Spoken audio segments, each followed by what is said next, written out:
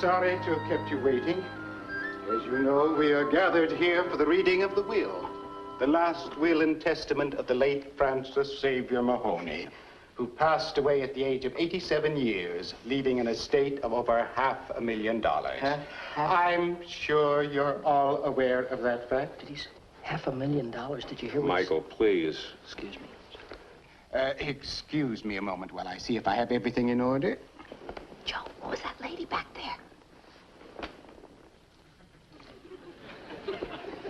That's Abby Fairchild. She was Uncle Frank's housekeeper for centuries. If this was a murder mystery, she'd be one of the suspects. Michael, shh. Joe, who was the elderly gentleman supposed to be? Oh, that's Ben Garvey. For 35 years, he was Uncle Frank's chauffeur, butler, gardener, general handyman. You don't suppose maybe he, with Michael, Uncle Frank died of natural causes. I'm sorry. Now, if I may have your attention, please, we will proceed with the business at hand.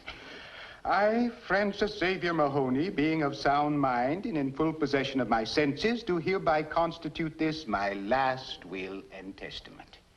As of this date, the net asset value of my real and personal property comes to the sum of a bird bath and an Abyssinian banana.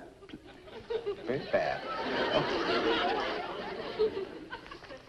I'm sorry, there are some pages stuck together. I'll have to do a little rearranging. Excuse me. I wish he'd hurry up. You know, Nell, Uncle Frank and I never got along. Ever since I told him that green china cat of his was just a piece of junk, he wouldn't speak to me. How was I to know it was his favorite art object? There, I think that does it. Now, I'll take up where I left off. As of this date, the net asset value of my real and personal property comes to the sum of excuse me, I need a glass of water. Shall I pour it for you, sir? Oh, thank you. Excuse me. Top fell in. I'll get it right. It's stuck a little. Wait, easy now. Wait a minute. It's coming. Oh, wait a minute. No, there it is. Thank you, sir. You see, it was just my fingers had, and then I'll just wash it out. Oh, I'm sorry. There we go. I'm awfully sorry. It's all right. I'm sure you didn't Anybody else intend would to do have it. gotten so mad at me if... Thank you. Sufficient? Yes. Enough? Sure? I have plenty here. I'm sorry. I'm sorry, sir. Excuse me. Now, if you will agree to remain in your chair, I will risk continuing.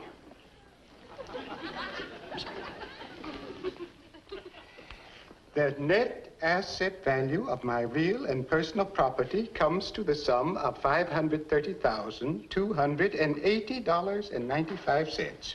And now come the bequests.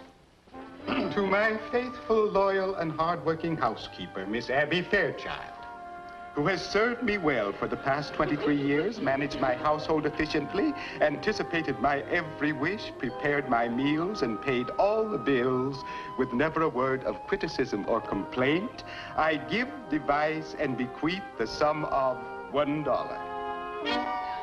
Don't frown, Abby. I happen to know that you have held out from the household budget enough money to take care of you very comfortably for the rest of your life.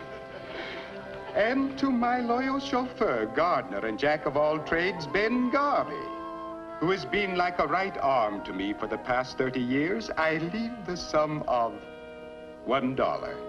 Hey, that must make it pretty bad. Ben, I happen to know that you are secretly married to Abby, so you won't starve either. Which brings me to my closest living relative, Joseph Patrick Mulligan, whose taste in art is certainly in need of improvement. I leave something I hope he will learn to appreciate, my green china cat. Is that all? Mike. Period. As for the remaining $530,000 odd, I have only one relative left, Michael Mulligan. But I am not going to leave it to him. Not exactly. I am naming Michael Mulligan guardian of my adopted child, to whom I bequeath my entire fortune. Guardian, Pop, what does he mean? I had already decided to leave my worldly wealth to my adopted daughter, Susie, age 17 months, before I changed my will. I am thankful I was allowed to live long enough to accomplish this. Look, I'm sorry, I don't think I could be the guardian. You see, I'm not even married. I hereby designate Michael Mulligan as legal guardian of Susie Mahoney and her fortune until she shall reach the age of 21 or marry.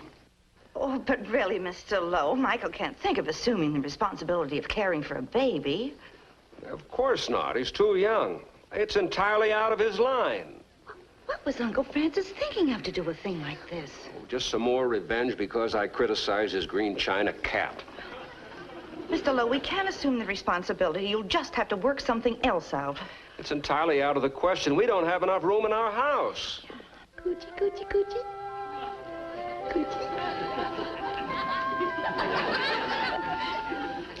You'll wake the baby.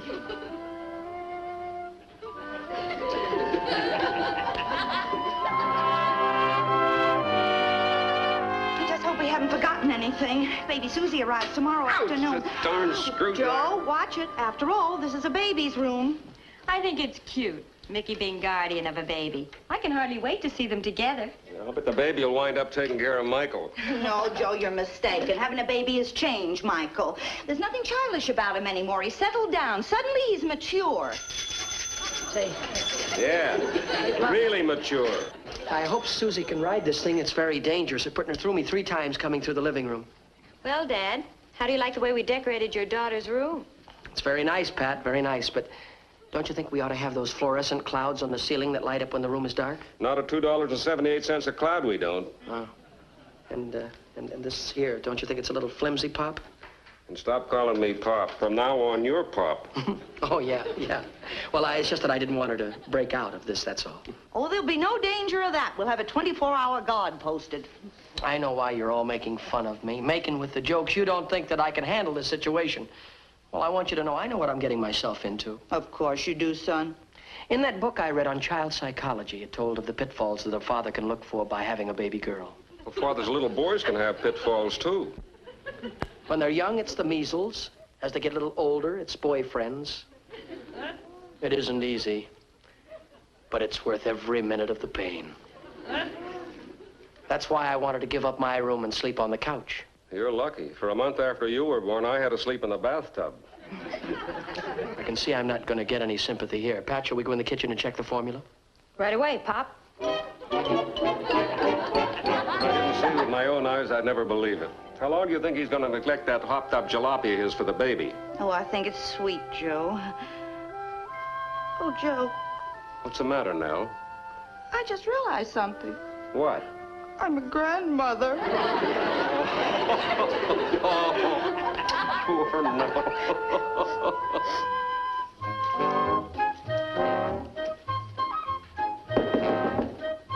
Yes? Mr. Brown, sir? Oh, it's you. I should have known this wonderful day couldn't go on forever. Mr. Brown, if I may, I'd just like to offer you a little cigar. No tricks. Oh, I assure you, it's no trick cigar, sir. You see, I've just become a father. Oh. Father? Yes, sir. In fact, the baby just arrived about 19 minutes ago. Well, congratulations. Thank you very much. Boy or girl? Girl, 17 months old. 17 months old. And it just arrived? Yes, sir, by air. No, hold it. Evidently, you and I are talking about 2 different subjects. Let's start over again, huh? I was under the impression you told me you were a father. That's correct, sir. It is? Yes, 17-month-old girl. Now, let's not start that again. Molly, if what you tell me is true, that classifies you as a cad. But, Mr. Brown, You've been married all this time, and yet you've led Pat to believe you were a single man. That's contemptible. No, Mr. Brown, sir. Pat, will you come in, please? I have some very shocking news for you. You have something mixed up, Mr. Brown. Yes, Mr. Brown? Pat, I want to expose Mulligan here for the bounder he really is. Bounder? That sounds worse than a cad. Pat, did you know that he was the father of a baby girl? 17 months old, sir. Don't confuse the issue. Oh, then Mickey's told you about little Susan. Isn't it wonderful? Wonderful. I must say you have a queer sense of values. Well, I don't see anything queer about them. Why, I look forward to helping Mickey take care of the baby. How does his wife feel about that? Oh, Mr. Brown, you misunderstand. Mickey isn't married. No, he's not married. No, he's been appointed legal guardian of little Susan. That's right, just guardian, sir. You neglected to fill me in on that little detail. That makes quite a difference. Well, Mr. Brown, I've been Has trying... the baby arrived yet? What does it look like? Well, she's arriving now. Mom and Papa are at the airport meeting her. I haven't seen her yet. I'll see her when I get off work tonight. Oh, I want to go. Oh, Mickey, isn't it thrilling? Certainly is. Why don't you two run along? You'd be no good around here anyway. Oh, thank you. May we, Mr. Brown? Go ahead, run along. Oh, wait just a moment, Mr. Brown, please, sir. Thank you. I'm running a little short. This is for Mr. Gordon in transcriptions.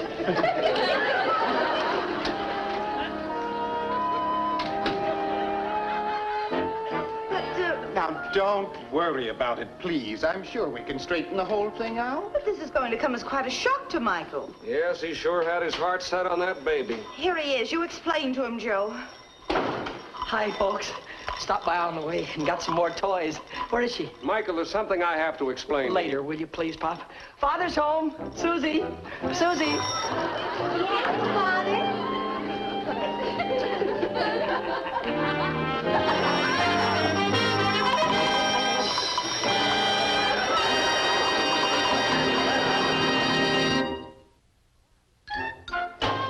$500,000. Yes. Mickey hit a bonanza. Freddie, it isn't mine. I'm only her guardian until she gets married. Well, why don't you marry her? What about Pat? Oh, yeah, I forgot about Pat. You should say you did. You better give it some thought, though, you know. Please, Freddie. You know, I can't get over the shock yet, walking in expecting to find a baby Susie and seeing a big, tall Susie. What made everybody think she was a baby? Mr. Lowe, the lawyer, he read the will wrong. He said it was my fault because I spilled water on the paper and blotted out one of the commas. Here, I've got a copy of the will. This is how he read it.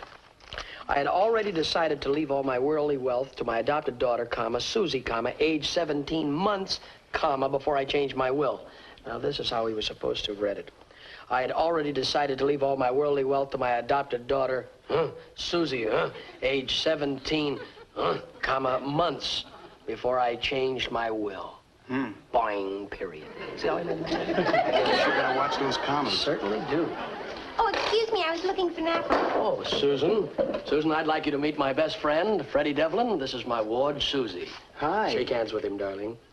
Gee, Mickey didn't tell me she was this cute. Yes, she is a lovely girl. You're cute, too. I think you look like $1 million. $500,000, anyway. Now, I didn't mind Freddie. Tell me, Susie, have you got any boyfriends? Very well, Freddie, Susie, Freddie and I would like to talk in private. We'll excuse you now, dear. Yes. Nice to have met you, Freddie. It's only the beginning, Susie. Thank you, Susie. We excuse you. Thank you. Bye. You lost your head. You lost your head, boy. What's the matter? What's the matter? Listen, don't you realize that she's my ward? She's my responsibility, and I don't want you to botch it up? Oh, Mick, I was just being neighborly. Yeah, well, be neighborly with somebody else's $500,000, will you? I couldn't help it if she felt for me just like that. Why, the moment she looked at me, she lit up like a neon sign. Girls like Susie attract fortune hunters, and it's my job to weed out the hamburger from the round ground. Mick, I'm no hamburger. I'm round ground. Yeah. I mean, I'm your pal. Yeah. All I want is a date, Mick. All right, you can have a date. Just give me an application in triplicate, 2 bank references, and your credit rating, and I'll let you know. Application in triplicate? Mick, all I want is a date. Good night, Freddie. Freddie, good night. But, wait a minute, Mick. Good night, Fred. But, Mick, if you just listen... I'll call you. Don't call me.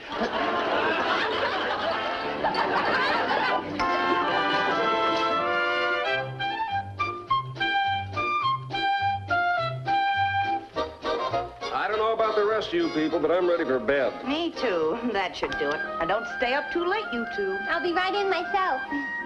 Good night, kid. Good night, family. Well, I'll be turning in, too. Good night, Mickey. Oh, wait just a moment, Susie, my dear. I would like to, if I may, have a chat with you. Well, it must be serious. You're using your guardian voice. Susie, you are reaching an age where you're going to meet a certain type of young man. A type like, Freddie. Oh, I think he's cute. Freddie cute? That's just a trap. Do you know that he spends an hour trying to comb his hair to make it look like it's not combed? I can't believe it. That's right. Well, Freddie seems so sophisticated. Sophisticated, Freddie? Oh, child, sophisticated, huh? You do have a lot to learn. Now, don't let his appearance fool you. He might look like a 22-year-old man, but he's actually much older. He's 24 and a half. Well, I like mature men. Tell me, child, do you know any young men your own age? Well, there's Harold. Harold? He's 21. That's nice. Harold and I were going to be married last month. But before we could get permission, Uncle Francis died. It's too bad. Then later on, Harold and I had a spat, and I was sent out here. I guess it's all over between Harold and me. Don't you fret. It was probably all for the best. He might have been a fortune hunter for all we know. Harold is worth $2 million. That's typical of those rich fellows. They're always fortune hunters. Gee, you know a lot about life. Yes, I've learned through experiences. Bitter, unforgettable experiences. And now that you've come to the city, I want to warn you about the wolves. Wolves? I want to show you how to handle them. Let's just take the piano stool here and pretend like it's a bus bench here, you see, and this will be a street lamp, and you will be seated on the bench waiting for your bus. Okay, I'm waiting for the bus. That's right, and I'll be a stranger. I'll pretend like it, and I'll try and make a date with you. All right. Good. Here we go.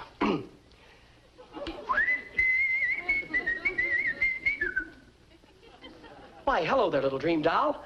How about a date tonight? Oh, I'd love to. No, Susie. No. You don't speak to strangers, Susie, and if a fella persists upon pestering you, you holler for the police and slap his face. You understand that? Uh-huh. Good, now we'll try it again. Excuse me.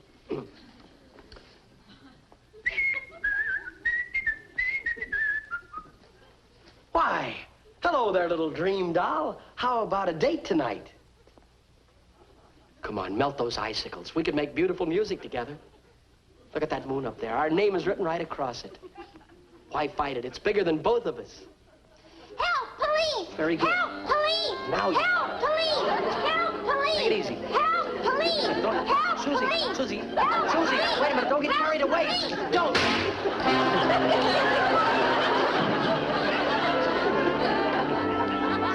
I guess I overplayed my part.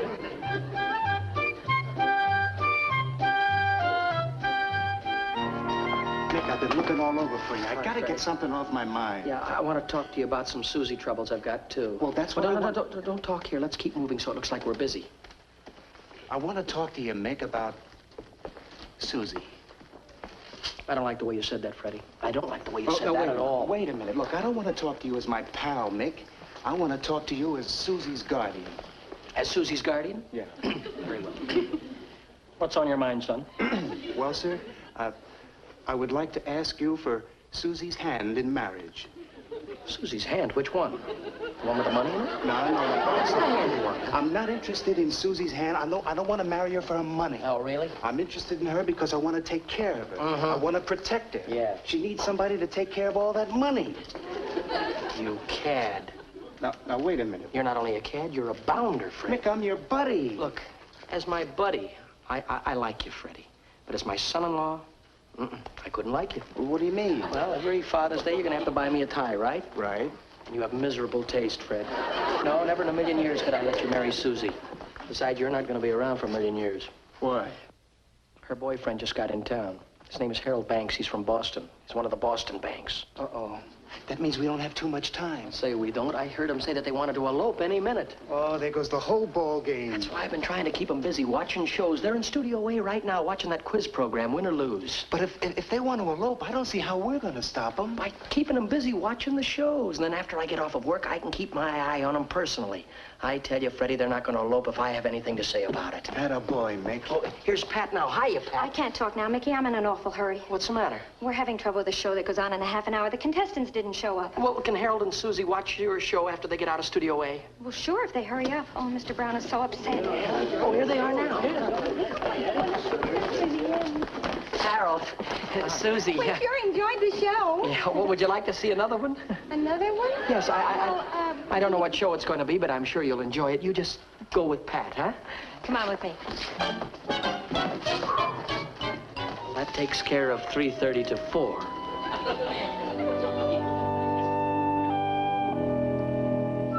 Hey, Dewey. Hi, Mick. Say, how much longer is that sneak preview show going to go on in there? Couple of minutes. Why don't you take a coffee break? We'll take over for you. Sure. Good. Now, look, Freddie, when they come out of here, we'll take them over to the Safari Stand show. That'll take care of 4:30 to 5. But what are we going to do? Oh, Fred, listen, we've got a problem here with time. What are we going to do with them from 5 to 5:30? Hey, I wonder what show they're previewing in here. The Tumbleweed Tim show? We could take them into Studio C and they could watch Eddie Fisher rehearse. No, it couldn't be Tumbleweed Tim. I know. The amateur show. In there? Oh, no, the amateurs were last week. That's some audience participation show in there. Gee, I wish we could go in. We could take them over to see the Chef Scalapini show. The what? Chef Scalapini show, it's a little boring, but if they applaud hard enough, they'll get dinner free. Oh, well, that takes care of that. Yeah, well, that's what we'll do. Now my mind's more at ease. There'll be no elopement today.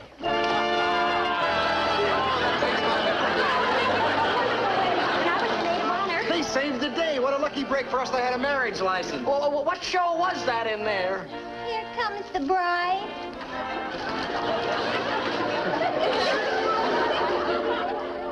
Well, here goes my guardianship.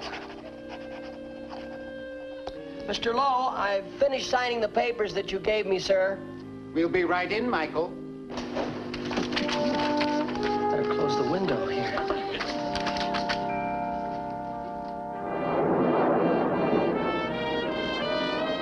Hi there. I've got an important message for you. Well, I guess that takes care of all the signing. I know it seems like a lot of red tape, but it's necessary in order to put title to your assets in your married name, Susie. What's the matter, Nell? I just realized I'm not a grandmother anymore. Oh, it's all for the best. You look too young for the part anyhow. Everything seems to be in order. Well, I guess that about does it. Susie, I'm no longer your guardian. Excuse me, sir. Harold, you'll have to take over from here. Thanks, Mickey. Good luck. I wish I could have a husband and a guardian, too. I'm gonna miss you, Mickey. I'll miss you too, Susie. Gee, Mickey, I'm sorry we went ahead and got married without your permission. But it was just too good an opportunity to miss. Well, I guess I just wasn't cut out to be a guardian. One moment, please. There's a codicil to the will. You people never gave me a chance to read it at our last meeting. The codicil. Oh, of course. How could we forget? Now, if I may have your attention, please, I will read the remainder of Francis Mahoney's will. Would you care for a little more water, sir? Don't you dare.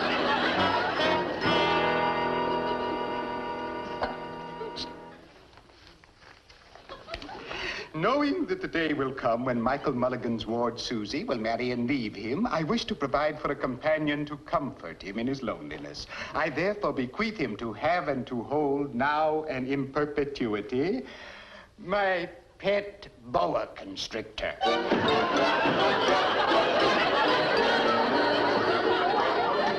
Are you sure you didn't miss a comma somewhere?